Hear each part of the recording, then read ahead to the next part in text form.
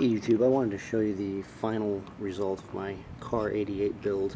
I actually did not get any pictures of the before. This thing was quite rusty and the stock had been sanded, had some cracks and whatnot in it. So I actually ended up completely rebuilding this, trying to make it as original as possible. I polished the butt plate, which you saw in one of the videos. That's how it looked like installed. The stock had been stripped thoroughly and then bleached, and then basically just very, very lightly sanded in order to level any surface imperfections.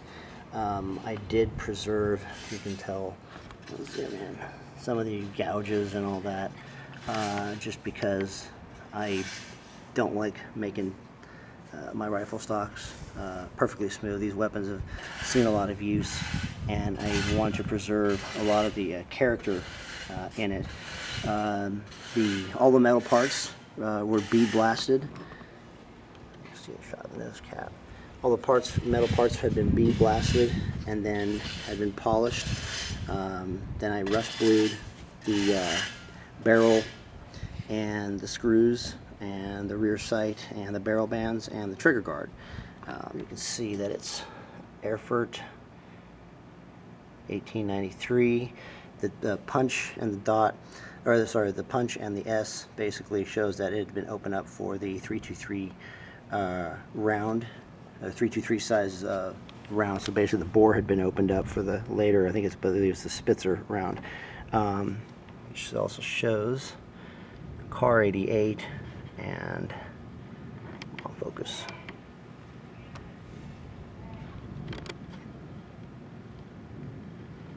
Get this thing to focus for you. There we go. So Car 88 NM basically means new metal. On the barrel itself, it showed that it was rebarreled by Krupp, as a Krupp barrel on it. So they were having a lot of problems with these things when they first started making them. So they actually ended up putting better steel in them. The bolt and the receiver were in quite poor condition. There was a lot of rust. There was some pitting and whatnot on it, so I polished that out carefully. Again, I was trying to maintain the integrity of the lettering on it and the serial numbers, so that way, you know, I mean, there's no point in sanding out all that history. Trigger guard was in good shape. Had to get all the bead blasting material out of it. So it ended up getting about 6 coats of rust blue, roughly, polishing out heavily in between. I didn't want this thing black. I actually wanted it more of a natural, you know, these actually were blued by the craftsman that made these. So this is about as close as I could get with a rust blue. It's kind of a bluish, blackish color. Redid the rear sight, cleaned all that up, the barrel band. Again, there was quite a bit of rust and old pitting and stuff that had to be kind of leveled out, because to me a mark of a bad rebluing job is just slapping a color over existing metal finish that hasn't been properly prepared. This does have the regimental marking. I believe this is the 4th Royal Bavarian Infantry, the Chevalier 5th Regiment 84th Rifle or something along those lines. So really kind of cool history on this thing. I'm going to be loading this with some Trail Boss, probably about 10 grains of Trail Boss under a cast bullet. You know, this gun's 100 years old plus, and while I don't doubt that it can handle a full power load, I kind of don't want to tempt fate on it. The throat of this has been opened up for the larger bullet, the 323. These are normally, originally were in 318. Some of the Gewehr 88s were also in 318 bore diameter. It can handle modern ammunition, as it's, I believe this is rated up to 40,000 CUP, if I'm not mistaken. But I just, something this old, I don't want to really chance it. So it's been soaked in oil, and I was really happy with the way the finish turned out on it, considering how I started. I mean, this thing was literally almost a tomato steak. To me, it's been brought back to its original state. This I can work a little bit. These are normally smooth as glass. so I can polish it up just a little bit more, but I'm not going to get too crazy. The barrel underneath I did not blue.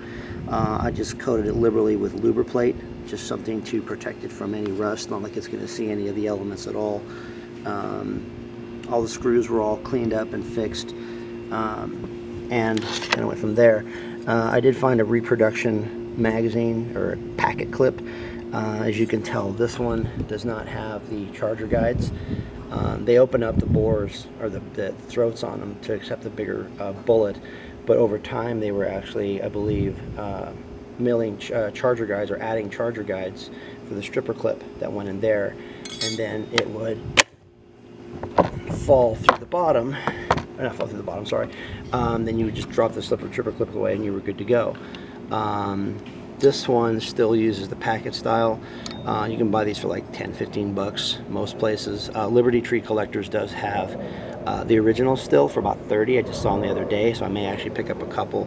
The problem with this one was it was getting stuck. This is supposed to basically just fall free, and I'm showing you this from upside down. So you load it from the top, you load 5 rounds, load from the top, and the last round's expended, it would just fall free.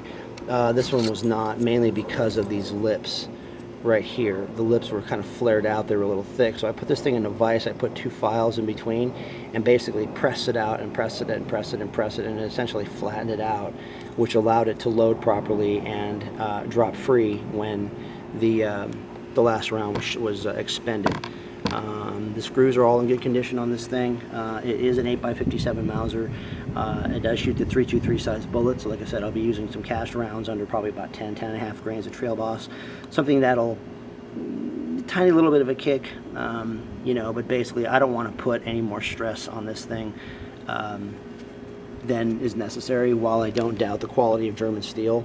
Again, it's been 100 years old. It wasn't exactly well taken care of when I got it, so this will mainly be a safe queen, but at the same time, you know, I shoot all the guns that I own, so there's no point in me going through all this trouble and then just leaving it for someone to look at it. I actually want to take it out because this is a piece of history. These were used by the German and Bavarian cavalry regiments. Cavalry in the day was something that was, so they were sort of the elite of the military, until obviously World War I came about and kind of ended the whole age of cavalry usage. Pikes and lancers don't do very well against armor, as the Poles found out in World War II. So, but these guns have a lot of history. You don't see a lot of them. You know, you see them, but you don't see a lot of them. You know, and like I said, I try my best to make this thing as original as possible. Unfortunately, some of the marks had been sanded away. There's a very faint German arsenal mark. There may have been some numbers under this, but this was long gone when I got this rifle. So, and due to the amount of rust that was on it, and just the overall poor condition of everything, like I said, I went through quite a bit of work to try to bring this thing up. Like I said, it consisted of bead blasting, rust bluing, the stock. I used Fiebing's leather dye, I believe in a medium brown, and then I top coated it with polyurethane. Again, not an original finish, but I wanted this thing to retain its original look, and I wanted to keep a lot of the little scars and little dings of battle, if this thing even saw battle. You know, to make it, I mean, there's no point in taking a gun that's 100 years old and making it brand new. I actually just want to just preserve its integrity and make it as true to original as possible, with, you know, even with modern techniques, and go from there. So I hope you enjoyed it. I'll have other guns that I'll be working on. I have some stock splices I'm going to be doing, some forend repairs I'm going to be doing, a Berthier rifle coming up. I have a Mauser that I'm refinishing, splicing in some pieces of work, or some pieces of wood on a Springfield rifle that had some chunks taken out. As you watch these videos, you'll find that I try to take the dog beaters, take the worst of the worst, and do my best to bring them back. So stay tuned, there'll be more to come. Thanks for watching.